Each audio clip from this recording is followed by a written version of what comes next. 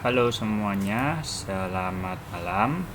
Kita balik lagi di kelas Lab Admin 1. Oke, pada pertemuan hari ini kita masuk ke session 14, di mana bahasan kita adalah tentang inventory management, just in time, and simplified costing method.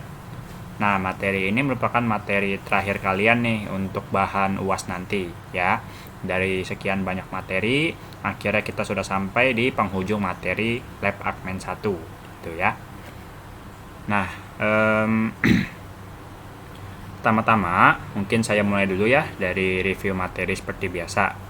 Nah, di sini saya juga udah buatin ya materi singkatnya terkait dengan chapter ini. Nah, yang pertama, teman-teman lihat dulu ya. Ada konsep tentang yang namanya inventory management. Nah, inventory management ini merupakan bagian dari perusahaan yang berfungsi untuk mengatur persediaan barang yang dimiliki. Mulai dari cara memperoleh persediaan, bagaimana cara menyimpannya, sampai persediaan tersebut dimanfaatkan atau dikeluarkan dari gudang. Oke. Nah, tugas utama dari inventory management itu sendiri ada 3, yaitu memastikan persediaan cukup, lalu efisiensi biaya persediaan, dan juga memastikan persediaan itu dikelola dengan optimal. Oke. Nah, berikutnya juga di sini ada beberapa jenis dari biaya yang terkait dengan persediaan atau goods for sale. Oke. Nah, kalau di buku Horngreen kita mengenal ada 6 jenis biaya nih teman-teman. Ada purchasing cost, lalu ada ordering cost, carrying cost, stock out atau shortage cost, lalu ada cost of quality, dan juga ada shrinkage cost. Nah, kita coba lihat dulu ya yang pertama dari purchasing cost. Purchasing cost ini adalah biaya produk yang dijual oleh supplier, termasuk di dalamnya adalah ongkos kirim, dan juga biasanya juga termasuk ada diskon dan termin pembelian. Nah, itu semua kita golongkan dia ke dalam purchasing cost. Ya, atau bahasa gampangnya adalah ini merupakan harga beli kita atas persediaan tersebut. Oke. Lalu berikutnya yang kedua ada ordering cost. Ordering cost ini merupakan biaya untuk menyiapkan dan juga mengeluarkan order pembelian. Lalu ada juga termasuk di dalamnya menerima dan menginspeksi item yang diorder hingga mencocokkan antara invoice, purchase order, dan delivery record untuk hal pembayaran. Nah, kalau mau bahasa simpelnya, ordering cost ini merupakan biaya yang timbul setiap kali perusahaan ini melakukan pemesanan pembelian ke suppliernya. Nah, itu kita sebut sebagai ordering cost. Lalu yang ketiga ada carrying cost. Nah, carrying cost ini merupakan biaya yang dikeluarkan berkenaan dengan diadakannya persediaan, seperti biaya pergudangan, lalu termasuk juga di dalamnya ada opportunity cost terkait dengan return on investment atas persediaan, lalu juga ada asuransi hingga biaya kerusakan dari persediaan. Nah, kalau mau bahasa simpelnya, carrying cost ini merupakan biaya untuk menyimpan si inventory tersebut, teman-teman. Nah, untuk menyimpan si inventory, biasanya perusahaan-perusahaan besar itu sekali beli inventory banyak, teman-teman ya. Bisa berapa ratus kilo atau liter gitu ya, sampai berton-ton gitu ya untuk bahan bakunya. Nah, biasanya untuk menyimpan itu semua dia butuh gudang. Nah, dan biaya pergudangan ini untuk menyimpan si inventory kita sebut dia sebagai carrying cost. Oke. Nah, lalu di sini ada satu hal unik nih terkait dengan opportunity cost, terkait dengan return on investment. Nah, ini maksudnya kayak gimana? Jadi gini teman-teman ya. Si perusahaan itu awal mulanya bisa memiliki kelebihan uang, teman-teman. Oke. Perusahaan mempunyai kelebihan uang atau excess of money. Nah, dia itu punya beberapa pilihan nih. Dia mau investasi di surat berharga bisa, seperti saham gitu ya. Lalu juga beli obligasi dan semacamnya itu bisa. Lalu misalnya dia juga mau melakukan ekspansi misalnya. Nah, itu juga bisa teman-teman ya, kalau misalnya dia punya uang yang cukup. Nah, lalu opsi lain-lainnya juga ada. Nah, salah satunya juga termasuk di dalamnya adalah membeli ekstra persediaan. Nah, kalau misalnya perusahaan ini memilih untuk membeli ekstra persediaan, dan dia mau membebankan return on investment atas biaya peluang yang muncul dari pilihan-pilihan yang lain, maka ini kita bisa bebankan ke dalam carrying cost, teman-teman. Oke, jadi ROI ini akan kita bebankan ke dalam carrying cost karena dia memilih salah satu keputusan untuk membeli ekstra persediaan. Oke, itu tentang carrying cost. Lalu berikutnya nih, ada yang namanya stock out atau shortage cost. Nah, ini merupakan biaya yang muncul saat perusahaan ini kehabisan persediaan tertentu ketika ada pesanan yang masuk dari konsumen. Jadi pas ada pembeli datang nih mau beli barang A, nah tetapi barangnya itu lagi habis, teman-teman. Nah, biasanya perusahaan ini harus segera membeli ulang persediaan tersebut, mau nggak mau ya. Baik harganya lebih mahal, nah itu dia juga harus tanggung, teman-teman ya. Yang penting pesanan dari konsumen itu terpenuhi dulu ya, supaya konsumennya nggak kabur kemana-mana kayak gitu. Nah, biaya untuk menanggung persediaan yang lebih tinggi ini daripada yang biasanya, nah ini kita sebut sebagai dengan stock out cost. Oke. Nah, kalau misalnya dia sampai gagal memenuhi si permintaan konsumen tersebut, kalau sampai dia misalnya muncul biaya gitu ya, nah maka si perusahaan juga mengkategorikan biaya yang muncul tersebut sebagai stock out cost ya, karena gagal memenuhi permintaan. Oke. Terus berikutnya nih yang kelima, ada cost of quality. Nah, cost of quality ini merupakan biaya yang timbul untuk menjaga kualitas produk ini tetap bagus. Nah, di cost of quality ini dia terdiri dari 4 jenis biaya lagi nih. Ada prevention cost, appraisal cost, internal failure, dan juga external failure cost. Nah, ini sebenarnya di cost of quality ada bahasannya tersendiri, teman-teman, di materi Akmen 2. Ya. Jadi bahasan ini nanti akan ada materi tersendiri di Akmen 2, termasuk dengan contoh-contoh perhitungannya nih. Jadi di sana kalian akan belajar menggolongkan mana-mana aja biaya yang masuk ke prevention, lalu biaya apa aja yang masuk ke appraisal cost, dan juga internal failure dan external failure cost. Oke. Jadi ini sekedar buat pengenalan aja gitu. Nanti nanti teman-teman bakal belajar lagi di Akmen 2 ini. Oke. Lalu terakhir ada yang namanya shrinkage cost. Nah, shrinkage cost ini merupakan biaya yang timbul atas pencurian orang luar, penggelapan dari karyawan, salah klasifikasi, dan kesalahan kasir. Nah, ini kalau bahasa gampangnya, shrinkage cost ini merupakan biaya yang timbul karena terjadinya fraud atau kecurangan. Dan ini merugikan dari sisi inventory, teman-teman. Nah, maka ini kita kategorikan dia sebagai shrinkage cost. Oke. Nah, coba kita masuk ke konsep yang berikutnya. Nah, kita akan masuk ke konsep yang namanya economic order quantity. Nah, ini sebenarnya merupakan inti daripada materi yang akan kita bahas hari ini, teman-teman. Oke. Dimana EOQ ini yang nanti akan keluar di soal hitungan teman-teman semua pada saat melakukan UAS nanti. Oke. Untuk konsep lainnya seperti just in time, simplified costing, sebenarnya di lab ini nggak dibahas, teman-teman ya.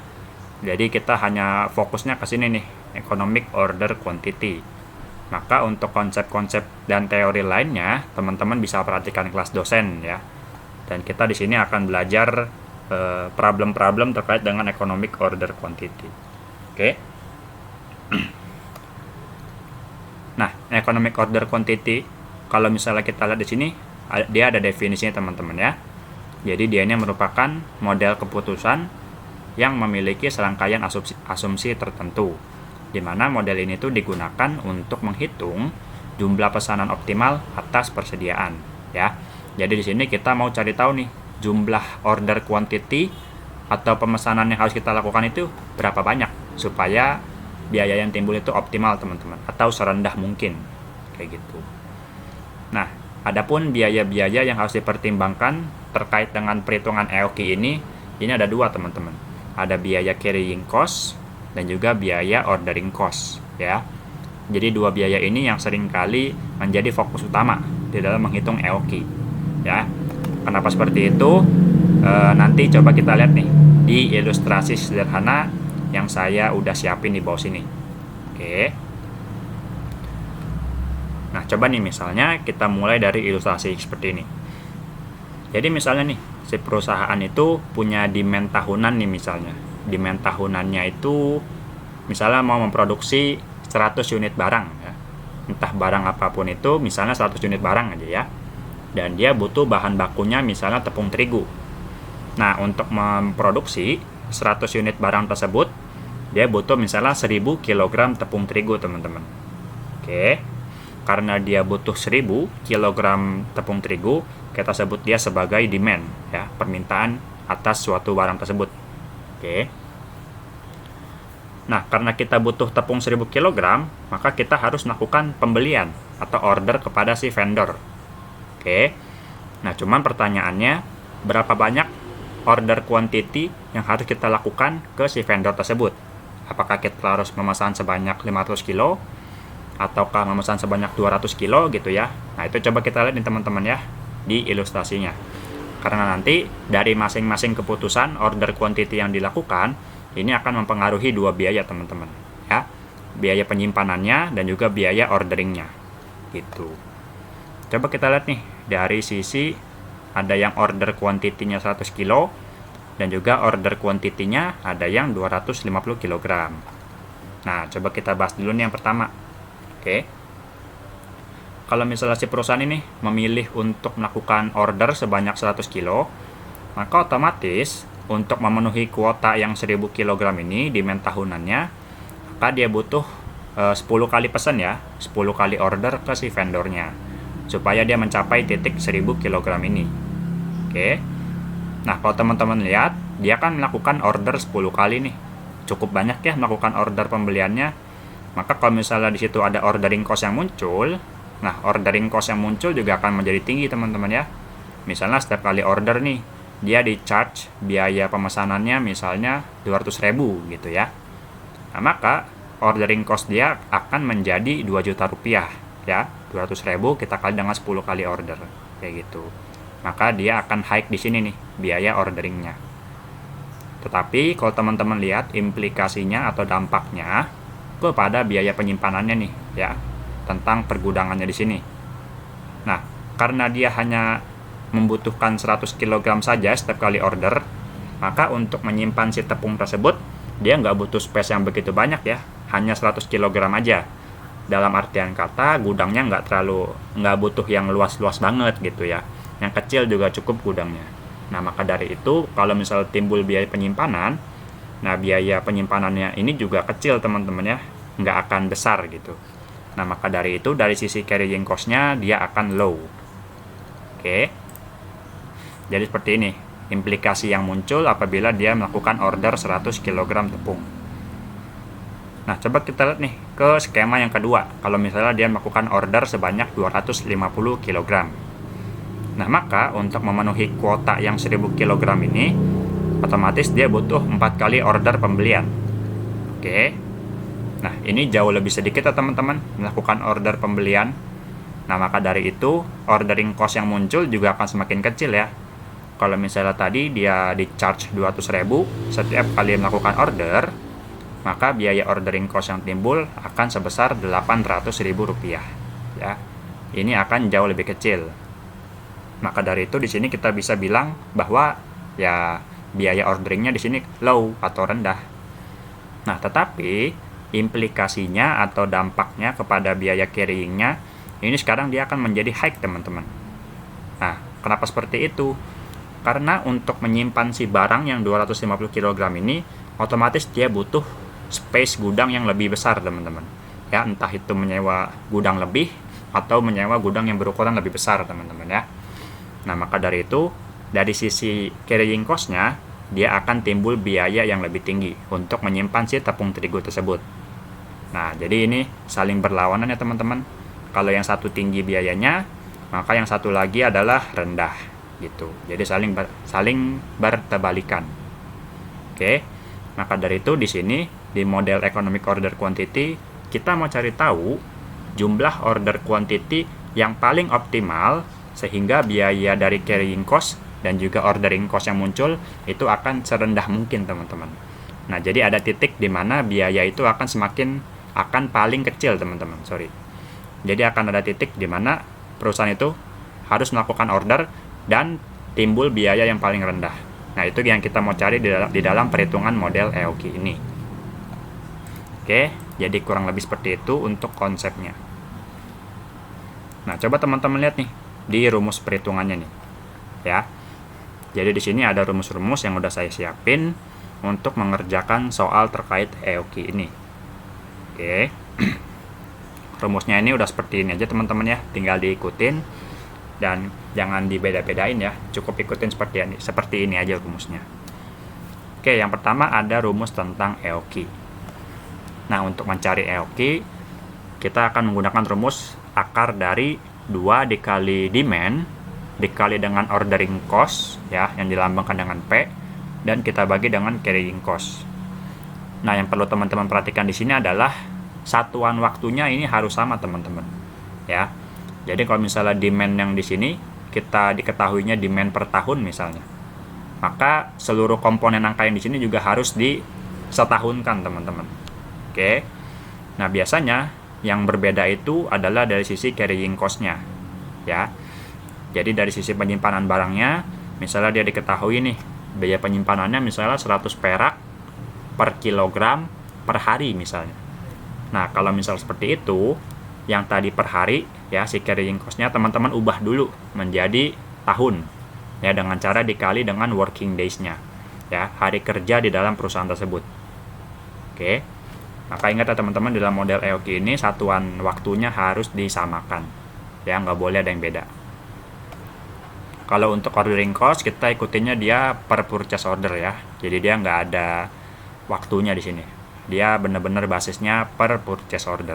Yang perlu disamakan adalah demand dan juga carrying cost-nya. Oke. Lalu berikutnya nih, ada rumus tentang safety stock.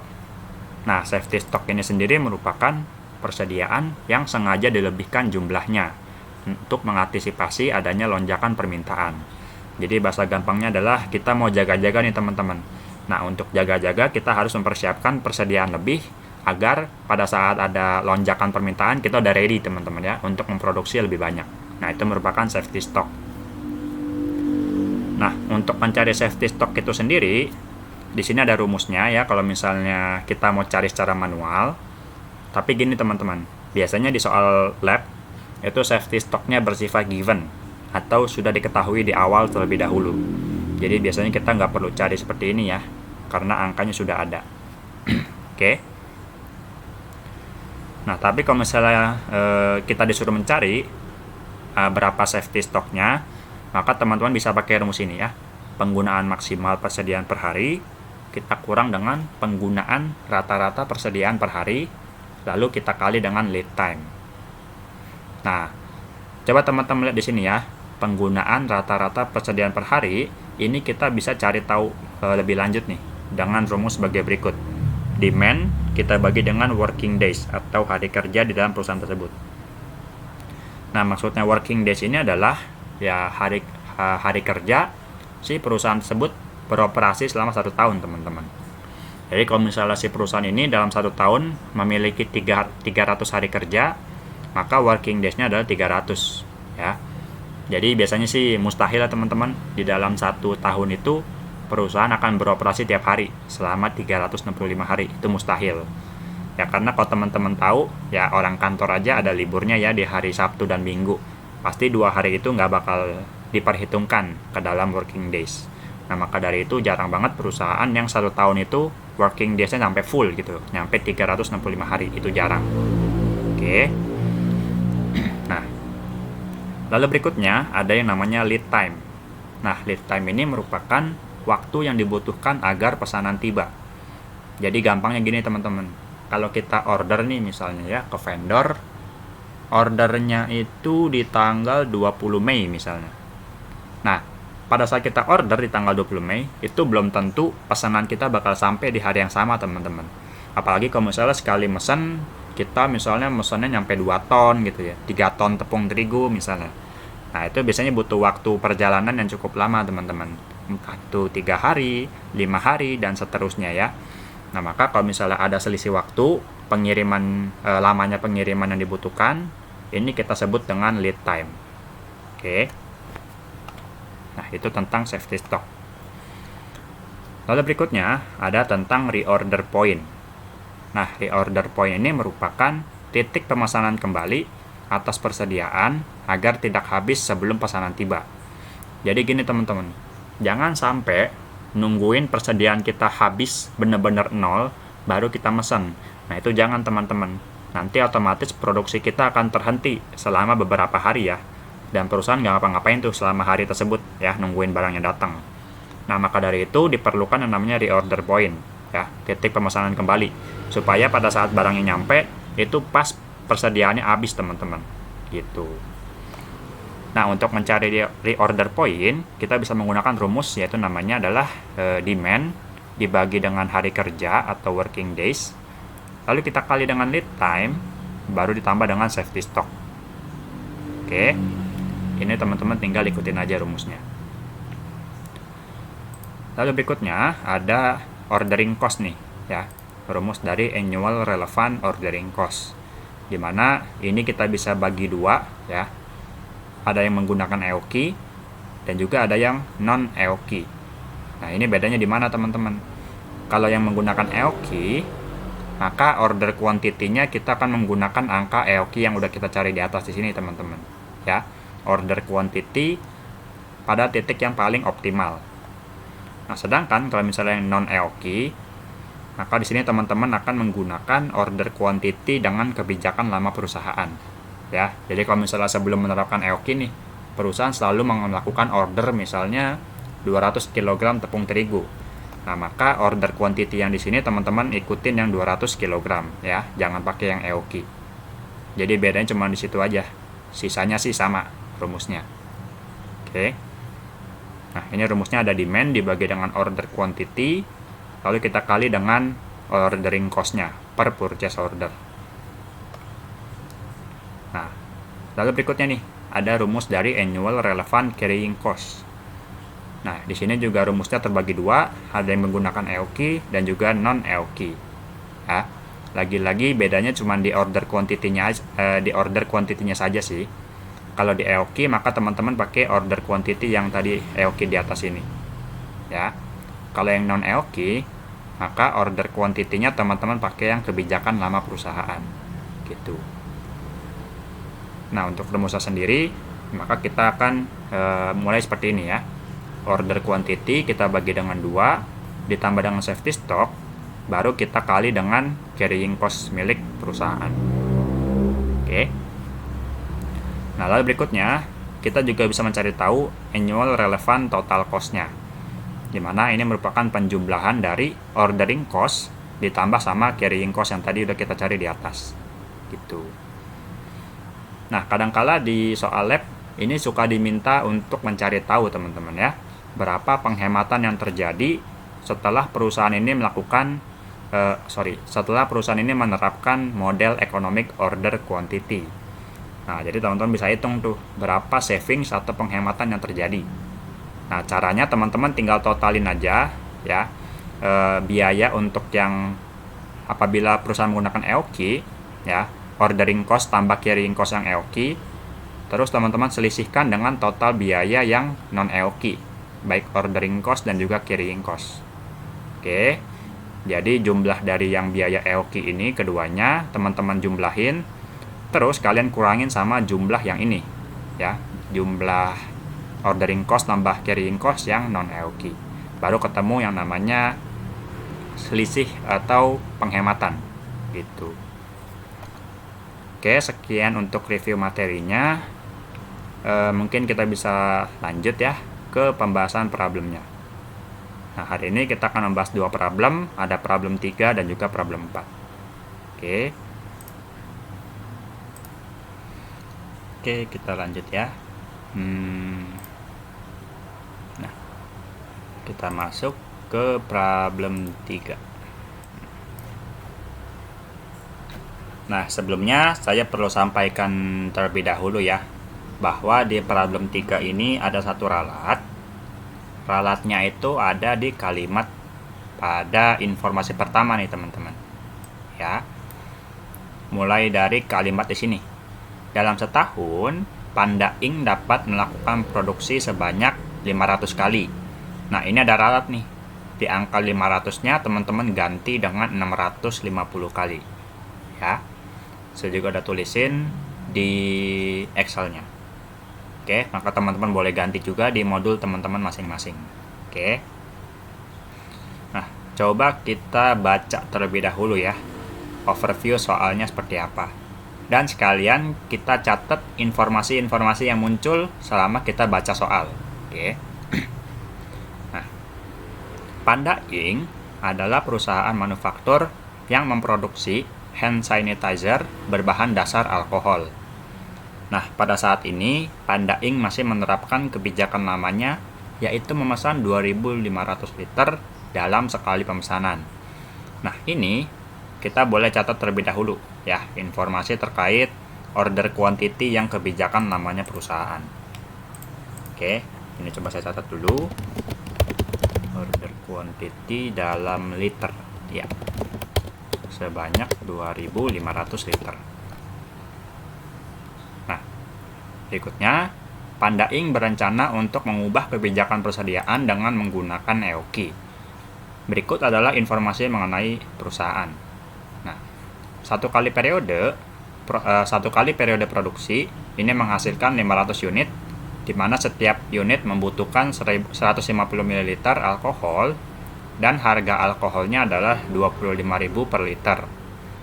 Dalam setahun Panda Inc. dapat melakukan produksi sebanyak 650 kali. Oke. Nah, berarti ini kalau misalnya teman-teman lihat lebih lanjut ya, dicerna gitu ya.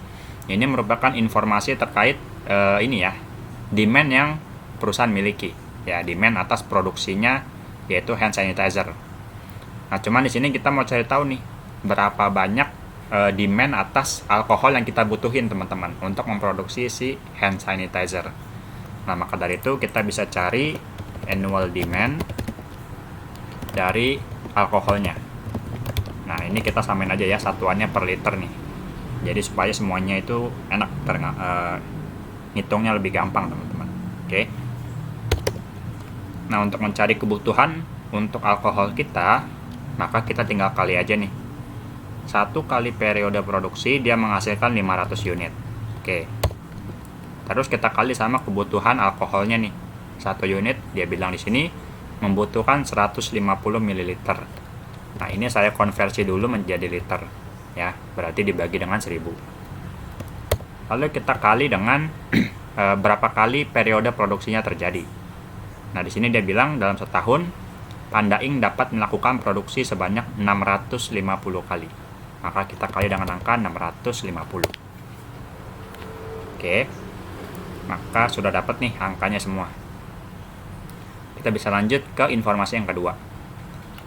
Panda Inc. melakukan pemesanan bahan baku dengan mengeluarkan biaya sebesar 118.500. Nah, ini merupakan informasi atas ordering cost-nya teman-teman ya.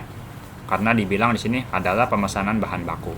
Oke, maka ordering cost-nya kita catat.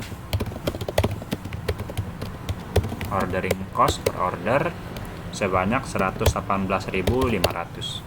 Nah. Oke, kita lanjut yang ketiga. Supplier akan mengirimkan pesanan Panda Inc. dalam waktu 10 hari setelah pesanan diterima. Nah, untuk berjaga-jaga, Panda Inc. menetapkan safety stock sebesar 250 liter alkohol dengan biaya penyimpanan di gudang sebesar 5.000 per liter per tahun. Nah, ini informasinya ada banyak nih teman-teman ya. Ada informasi tentang lead time, safety stock, dan juga biaya penyimpanan atau carrying cost-nya perusahaan. Oke. Kita catat dulu satu persatu ya. Ada lead time dalam hari, yaitu 10 hari. Lalu ada juga safety stock dalam liter juga, sebanyak 250 liter. Dan carrying cost-nya. Carrying cost per liter per tahun. Oke, teman-teman samain ya, di sini basisnya. Per liter per tahun. Nah, ini dia kan udah sama nih satuan waktunya sudah sama nih dalam tahunan. Maka teman-teman nggak perlu konversi apa-apa lagi. Nah, tetapi kalau misalnya teman-teman di sini ditemukan ya, misalnya di sini dia masih per hari, maka teman-teman perlu diubah terlebih dahulu nih ya menjadi per tahun. Caranya carrying cost-nya teman-teman tinggal kali dengan working days milik perusahaan. Nah, baru dia jadi basisnya sama tuh per tahun. Oke. Ini karena emang udah sama, waktunya itu sudah per tahun, maka teman-teman ikutin aja angkanya ya, nggak usah diubah-ubah. 5.000 per liter per tahun. Lalu yang terakhir, dikasih tahu juga dalam setahun Panda Inc. bekerja selama 250 hari. Nah, ini merupakan working days-nya milik perusahaan. Dalam hari. Oke. Nah, terus coba kita lihat nih permintaan dari soalnya. Yang pertama, kita diminta untuk menghitung besarnya EOQ dan reorder point. Lalu yang kedua, kita diminta untuk menghitung besarnya ordering cost dan juga carrying cost sebelum dan sesudah menggunakan EOQ. Dan yang terakhir, kita diminta untuk menghitung besarnya penghematan atau savings sesudah menggunakan EOQ. Nah, biasanya untuk di soal lab, dia permintaan soalnya akan seperti ini ya teman-teman, baik di problem maupun di soal ujian nanti. Oke, jadi seperti ini dia permintaannya. Baik, yang pertama coba kita cari dulu ya dari nomor 1, menghitung besarnya EOQ. Nah, untuk menghitung besar EOQ, teman-teman menggunakan rumus yang ini nih ya. Akar dari 2 dikali demand dikali ordering cost dibagi dengan carrying cost. Nah, ini saya udah buat ya equation-nya. Kalau saya buat manual dari awal takutnya nggak keburu, maka saya udah buat duluan sebelum kelas. Oke. Nah, seperti ini. 2 dikali demand-nya yang ini 48.750, kita kali dengan ordering cost, lalu teman-teman bagi dengan carrying cost-nya dia sebanyak 5.000 per liter per tahun. Nah, kalau udah baru kita hitung. Oke. 2 dikali 48.750 dikali 118.500, terus kita bagi dengan 5.000 dan kita munculkan akar. Nah, kalau misalnya akar untuk di Excel ini teman-teman bisa pakai ini ya, pangkat setengah atau pangkat 0,5 supaya perhitungannya menjadi akar. Oke. Nah, maka ketemu angka EOQ-nya adalah 1520. Dan kalau EOQ ini kan kita basisnya menggunakan liter ya, maka EOQ-nya adalah 1520 liter. Nah, untuk perhitungan EOQ, teman-teman perlu ingat nih bahwa harus dibulatkan ke atas teman-teman ya, selalu dibulatkan ke atas. Jadi kalau misalnya ini kita bulatkan ke atas, angkanya menjadi 1521 ya. Jadi supaya kita mesennya itu enggak kekurangan ya, maka kita harus melebihkan 1 unit ya, menjadi 1521 liter. Oke. Yang EOQ sudah selesai. Lalu berikutnya kita coba hitung besarnya reorder point. Nah, reorder point kita coba lihat dulu rumusnya. Yaitu adalah demand dibagi dengan hari kerja atau working days, kita kali dengan lead time, baru kita tambah dengan safety stock. Oke. Ini angkanya sudah ada semua ya di informasi di atas. Nah, pertama, demand-nya yang ini ya, 48.750. Terus teman-teman bagi dengan working days, yaitu 250 hari. Terus teman-teman kali dengan lead time 10 hari, dan kita tambah dengan safety stock-nya 250. Oke. Nah, coba kita hitung. 4750 kali 10 ditambah 250. Ketemu reorder point-nya adalah 2200. Oke. Sama reorder point juga kita berarti melihatnya adalah dalam liter ya. Maka pada saat titik persediaannya telah mencapai 2200 liter ya, sisanya di gudang, ini dia harus segera melakukan reorder point teman-teman ya. Jangan sampai kurang dari titik ini. Oke. Jadi seperti itu. Berarti yang permintaan soal pertama sudah selesai semua. Kita bisa lanjut ke nomor yang kedua, yaitu menghitung besarnya ordering cost dan carrying cost, baik sebelum dan juga sesudah menggunakan EOQ. Nah, yang pertama kita coba hitung dulu ya sebelum menggunakan EOQ. Nah, untuk rumus dari ordering cost, maka kita harus mengacu kepada rumus yang ini, teman-teman. Demand dibagi dengan order quantity, terus kita kali dengan ordering cost-nya.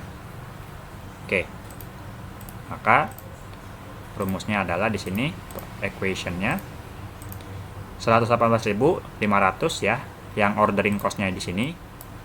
Kita kali dengan annual demand-nya 48750. Lalu teman-teman bagi dengan order quantity yang kebijakan nama perusahaan sebesar 2.500 liter. Ingat ya, kita menghitung yang sebelum menggunakan EOQ terlebih dahulu. Maka teman-teman gunakan order quantity-nya yang kebijakan lama sebesar 2.500 liter.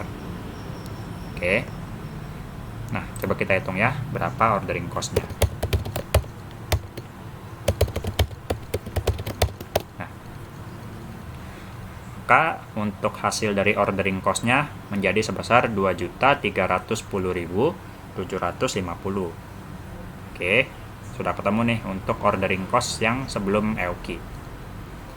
Lalu berikutnya coba kita cari yang carrying cost-nya nih.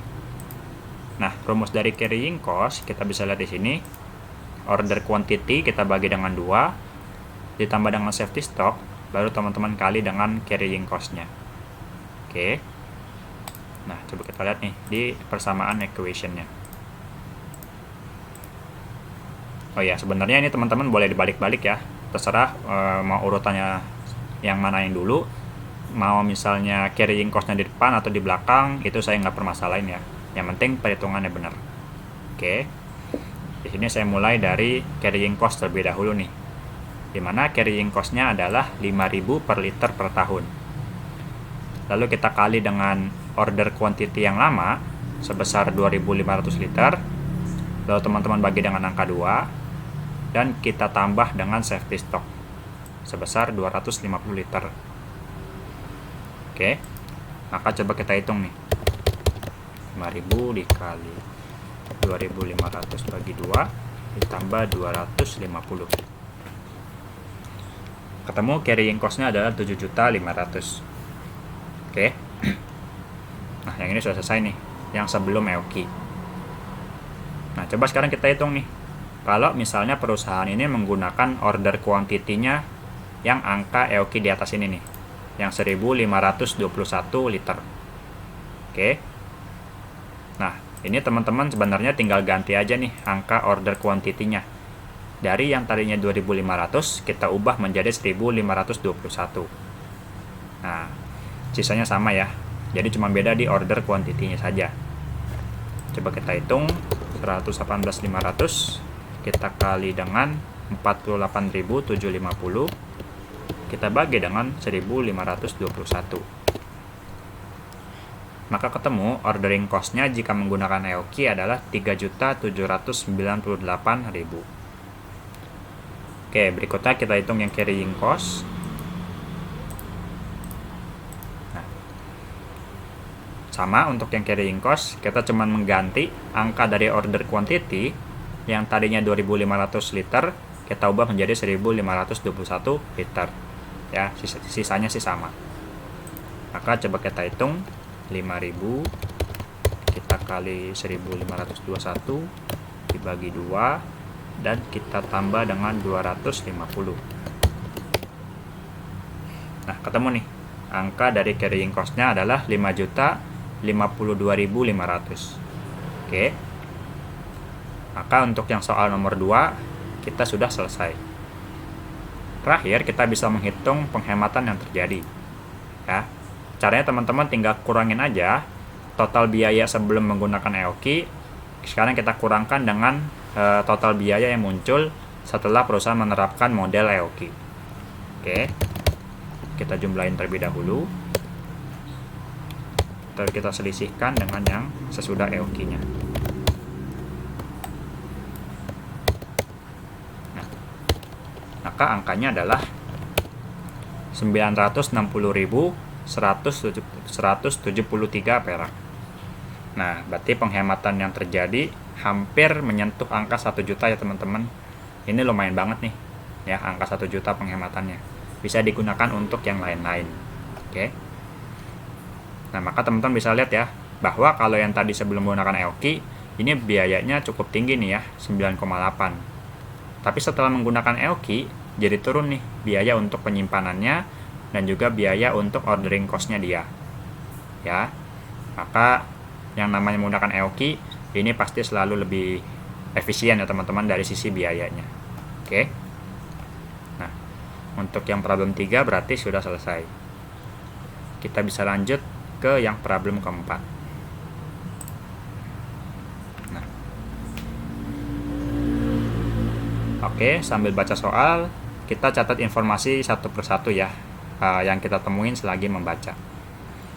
Oh ya, untuk di problem 4 ini kita nggak ada ralat ya.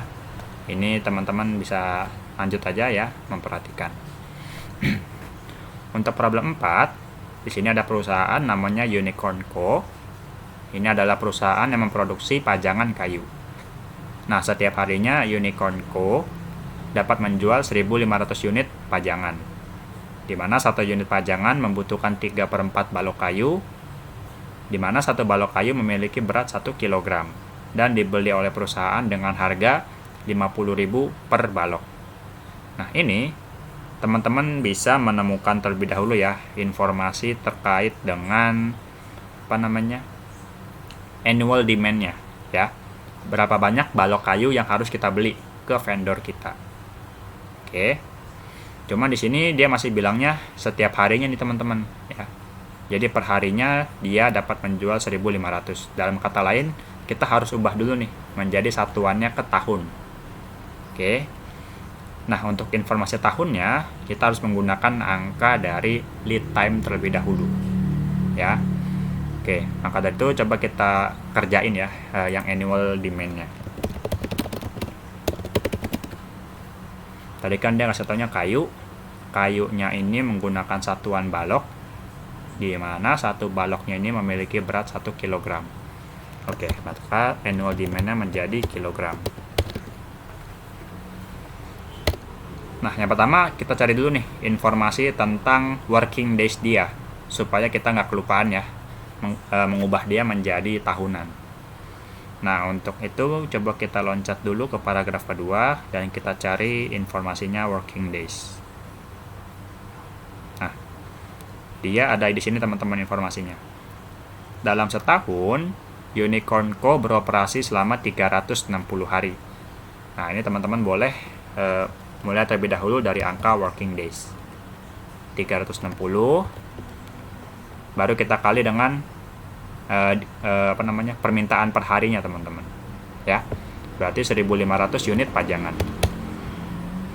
Terus kita kali dengan kebutuhan bahan bakunya, yaitu si balok kayu, dimana satu unit pajangan membutuhkan 3/4 balok kayu, dimana satu balok kayu memiliki berat 1 kg. Oke, kita kali dengan 1, maka ketemu annual demand-nya dalam kilogram adalah 405.000. Oke, kita bisa lanjut ya membaca soalnya. Unicorn Co mengeluarkan biaya penyimpanan balok kayu per kilogram per tahun sebesar 5% dari biaya pemesanan. Nah, ini merupakan biaya penyimpanan atau yang namanya adalah carrying cost. Oke, berarti carrying cost per kilogram per tahun. Oke. Di sini dia bilang biayanya sebesar 5% dari ordering cost. Nah, ini coba kita cari dulu ya, yang mana biaya dari ordering cost-nya dia. Maka coba kita loncat ke paragraf kedua. Unicorn Co membeli balok kayu kepada supplier andalannya dengan mengeluarkan biaya pemesanan sebesar 180.000. Nah, ini udah langsung ketemu nih ya, biaya pemesanannya atau ordering cost. Maka teman-teman bisa kali dulu ya untuk mencari si carrying cost-nya. 5% dikali 180.000. Nah, ketemu ya. Carrying cost-nya adalah 9.000 per kilogram per tahun. Oke, sekalian aja kita catat juga nih informasi untuk ordering cost-nya ya, yang udah tadi kita temu di paragraf kedua. Ordering cost per order sebesar 180.000. Oke, kita lanjut. Dikarenakan balok kayu yang dibeli oleh Unicorn Co. adalah balok kayu premium, maka waktu yang dibutuhkan untuk melakukan pemesanan sampai barang diterima ini cukup lama, yaitu selama 15 hari. Maka ini adalah informasi tentang lead time-nya teman-teman ya. Barangnya sampai membutuhkan waktu, untuk barangnya sampai dia membutuhkan waktu selama 15 hari. Oke. Lead time 15 hari. Oke, coba kita lanjut. Untuk mengantisipasi adanya lonjakan pemesanan, Unicorn Co menetapkan safety stock sebanyak 150 balok kayu. Oke, ada informasi tentang safety stock. Satu balok kayu ini sama dengan 1 kg ya teman-teman. Maka satuannya saya samain juga menjadi kilogram. Oke. Lalu berikutnya, dalam setahun Unicorn Co beroperasi selama 360 hari. Nah, ini yang tadi kita pakai ya, informasi tentang working days-nya dia, ya. Working days. Selama 360 hari. Oke. Lalu, sebelum menggunakan EOQ, kebijakan yang ditetapkan oleh Unicorn Co adalah membeli 2.500 balok kayu dalam sekali pemesanan. Nah, berarti ini adalah informasi terkait dengan order quantity menggunakan kebijakan lama perusahaan. Oke. Order quantity dalam kilogram ya. Karena satu balok kayu itu sama dengan 1 kilogram. Banyak 2.500. Oke. Sampai sini informasinya kita udah dapetin semua. Sekarang coba kita lihat ke permintaan soalnya. Nah, ini sama kayak tadi. Nomor 1 kita diminta untuk menghitung besarnya EOQ dan reorder point. Lalu berikutnya, kita diminta untuk menghitung total dari ordering cost dan juga total carrying cost serta total cost baik sebelum ataupun setelah penerapan EOQ.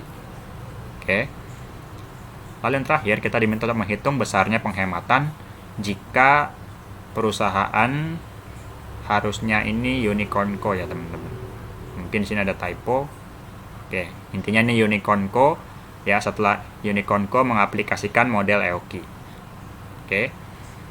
Sama kayak tadi sih permintaan soalnya. Oke, kita coba langsung kerjain dari nomor 1 ya. Kita akan mencari EOQ terlebih dahulu. Ya, ingat ya, rumus EOQ adalah akar dari 2 dikali demand dikali ordering cost, terus kita bagi dengan carrying cost-nya. Maka di sini 2 dikali demand-nya adalah 405.000. Terus teman-teman kali sama ordering cost yang 180.000. Terus kita bagi dengan carrying cost-nya 9.000. Nah, coba kita hitung ya, hasilnya berapa? 2 dikali 405 kali 108 dibagi 9.000. Lalu kita akarin.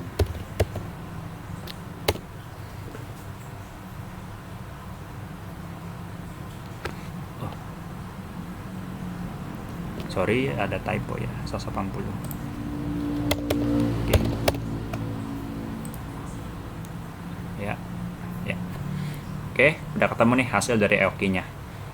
Maka EOQ-nya adalah sebesar 4024,92 kg. Nah, ingat ya, untuk perhitungan EOQ kita harus selalu bulatkan ke atas teman-teman ya. Bulatkan ke atas. Maka dari itu untuk EOQ-nya akan menjadi 4025 kg. Oke. Nah, untuk yang EOQ kita udah dapat informasinya. Berikutnya coba kita hitung yang reorder point. Nah, reorder point-nya tadi kan rumusnya adalah demand dibagi dengan hari kerja dikali lead time ditambah dengan safety stock. Oke. Maka untuk equation-nya yaitu akan menjadi demand-nya adalah 405.000 kg, kita bagi dengan working days-nya 360 hari, lalu kita kali dengan lead time sebanyak 15 hari, terus teman-teman tambah dengan safety stock ya, 150 kg. Nah, coba kita hitung hasilnya berapa.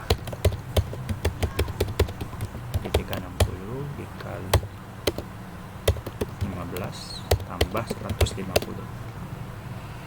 Nah, ketemu hasilnya adalah 17.025 kg. Oke. Jadi pada saat persediaannya sudah mencapai sisa 17.025 kg, ini perusahaan harus segera melakukan order kembali kepada si suppliernya. Oke. Berarti untuk soal yang nomor 1 kita sudah selesai. Coba kita lanjut ke soal yang nomor 2, yaitu menghitung ordering cost dan carrying cost, baik sebelum dan sesudah menggunakan EOQ. Oke, kita mulai dulu dari yang sebelum menggunakan EOQ. Maka angka order quantity-nya kita harus menggunakan yang kebijakan lama perusahaan sebanyak 2.500 kg. Oke. Untuk rumusnya itu sendiri ada annual demand, kita bagi dengan order quantity, terus teman-teman kali dengan ordering cost-nya. Oke. Ordering cost-nya kan 180.000 nih. Lalu teman-teman kali dengan annual demand-nya 405.000. Lalu kita bagi dengan order quantity yang kebijakan lama. Oke, coba kita hitung hasil berapa.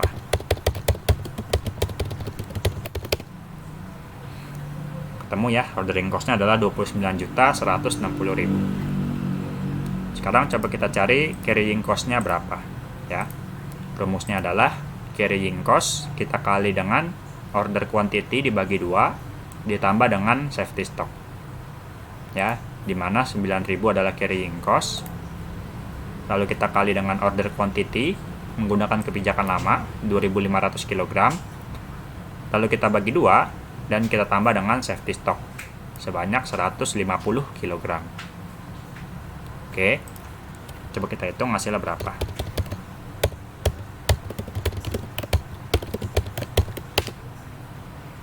Nah, ketemu hasilnya adalah 12.600.000.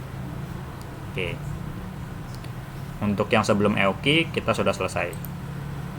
Sekarang coba kita hitung ya, apabila perusahaan ini menggunakan model EOQ, maka teman-teman cukup ganti aja nih angka order quantity-nya dari 2.500 kita ubah menjadi EOQ yang di sini 4.025 kg. Nah, sekarang coba kita hitung ya.